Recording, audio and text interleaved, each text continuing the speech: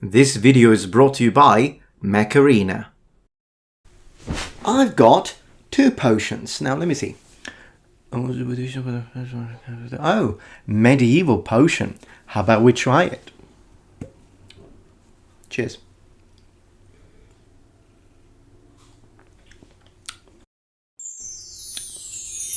Oh, fancy that. Now, whenever we read a good fantasy novel, or we play a video game set in a medieval European-inspired world, or we use a RPG system such as D&D, an exception being some very peculiar settings, for example Dark Sun, gold coins will be there. It's a staple. Everybody wants gold coins. They're a great way to fill up a treasure chest and bring much satisfaction to brave adventurers. But, as it often happens, because of the fact that these worlds are, some more than others, based on a real historical period of a specific part of the world, we see castles, knights, armor, swords, coins, dragons. We might draw conclusions that because these things really existed, the way we experience them in fantasy is somewhat similar to the way these commodities functioned in the real Middle Ages. Yeah, okay, you caught me, dragons didn't exist, fine. Or did they? What we're going to talk about here is the value of money. It is absolutely true that people in the Middle Ages had and used gold coins. The value and rarity of such coins is very different to what you might expect. The majority of commoners, peasants and citizens will in fact have lived out their lives without ever even seeing gold coins, because the worth of such coins was very high due to the fact that they were made of, well, gold. Daily commerce in Europe during the Middle Ages was conducted not with gold coins, but rather with barter, silver and bronze coins, such as these beautiful coins that I bought to play D&D.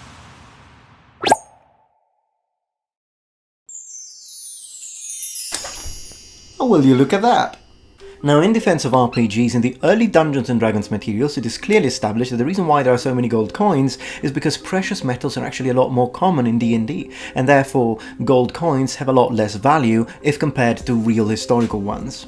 The reason for such choice is quite clear. It would allow GMs to let their players find vast hoards of treasure with heaps of gold, which is fun, without completely destroying local economies.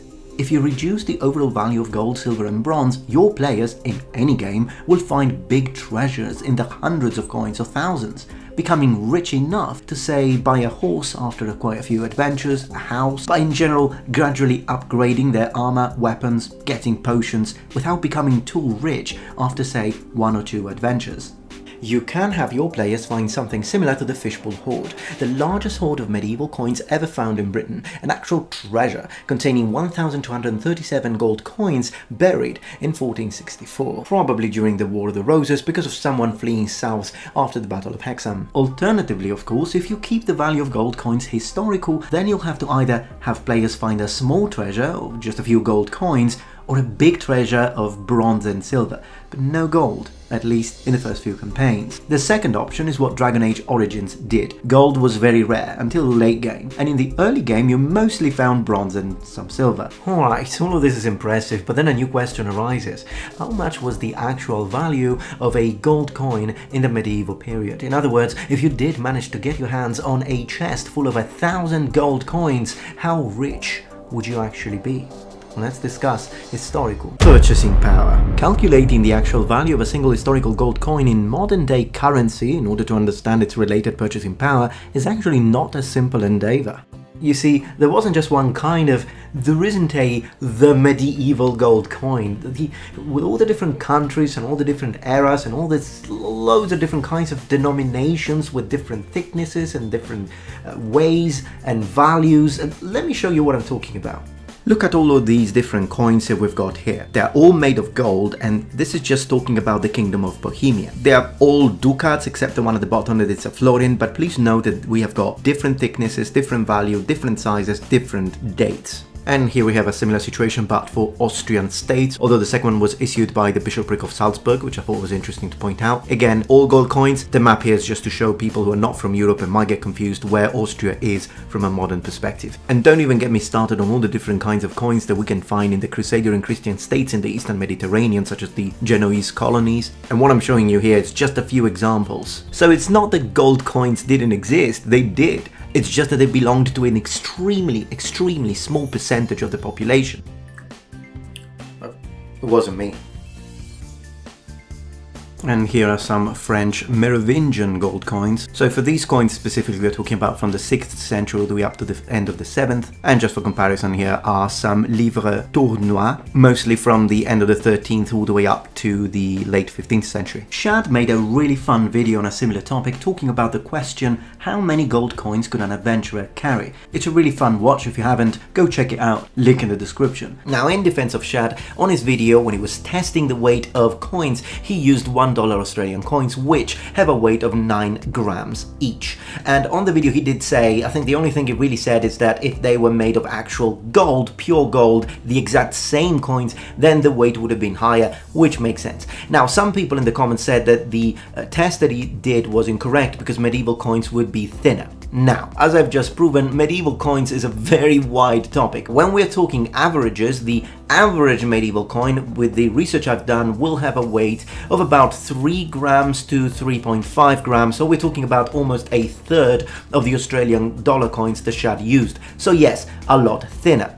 But some of the gold coins used in the Mongol states towards the end of the 13th century and 14th century have a weight of 8 grams 66, 8 grams 87 and 8 grams 54 respectively. Now, of course, some people could say, yeah, but that's not European. Well, then look at the Castellanos of the Kingdom of Castile and Leon in medieval Spain. 9.2 grams. Late 15th century. They weren't common, but they did exist. So in this case, the sort of coins that Shad used would have the exact same weight as these specific medieval coins. And if we look at 5th edition D&D, then we are told that the weight of all denominations is 1 pound per 50 coins. And I'm gonna use grams for that because I'm Europeans and pounds confuse me. We're talking about a weight of 453.592 grams, which we're gonna round up to 454. Divided that by 50, and you will know the exact weight of each single gold piece coin, or in reality every single possible kind of coin in D&D 5th edition. 9.07 grams. So the exact same as the Australian dollars the Shad was using. So again, very relevant for D&D 2. And if you're interested to know even more about D&D coins, you definitely should check out this guy's channel, Bob World Builder. He has got a lot of D&D related awesome content. Check him out, really cool guy. Subscribe, link in the description. I would tell you to subscribe to Shad too, but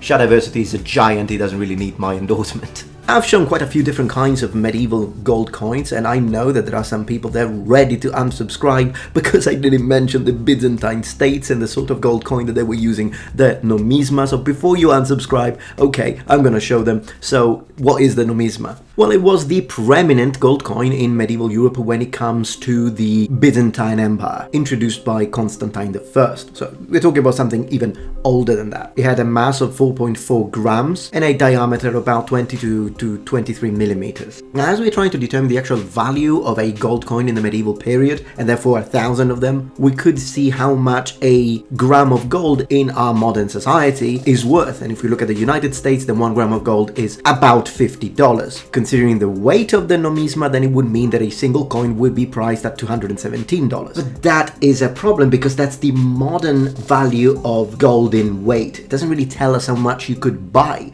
in the Middle Ages with gold coins. And that is one of the reasons why when I look at interpretations or evaluations of medieval coins, such as the fishbowl hoard that I was talking about, it is said that those 1,200 gold coins have a modern day value of about £300,000. But what they don't tell you is that that's a very much of an approximate. In fact, it's not that I'm saying that I know more than the experts that have come up with this number. It's just that I'm saying that they were forced to come up with a number because it's not that easy to come up with a number because, again, what are you using as a reference? Something else we could do is talk about the things that you can buy. With a gold coin in the Byzantine Empire, you could buy a very good quality pig. How much is a pig today? Well, a cheap pig, $300, but an expensive one, probably about $1,000. So is that the value of a gold coin in the Byzantine Empire, between $300 and $1,000? Well, it's difficult to say because it depends the article we are talking about. I mean, what about if we talk about blankets? Blankets in the modern day, extremely cheap. You can get one for $5, maybe even $2. But in the medieval period,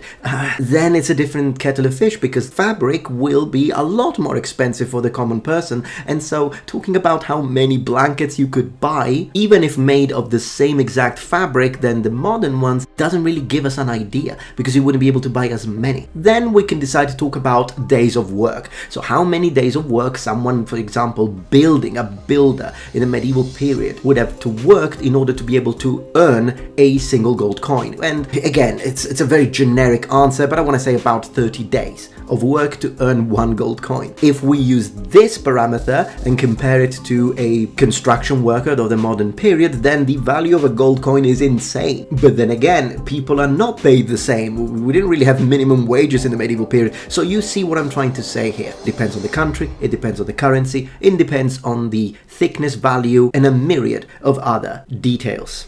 And that is the answer to the question, did medieval people actually use gold coins? I hope you enjoyed this video, Noble Ones. If you did, please remember thumbs up, and if you're not yet members of this community, become a Noble One. Subscribe to my channel for more content from the Metatron, and also make sure you remember to click the link in the description below to download Mech Arena, so we can have a lot of fun destroying mechs for a good cause. If you are still interested in knowing the exact value of medieval gold coins, one thing that I could do is to make an entire video dedicated to the idea of comparing the prices of, for example, building castles between country to country, and then trying to understand exactly how much building a castle would cost, and that should probably help us understand how much the value of gold coin would be, but that's definitely for a different dedicated video. And if you like the idea, let me know in the comments below, and if I find enough comments requesting this, I will make a dedicated video. Thank you very much for watching, and remember, the Metatron has spread its wings.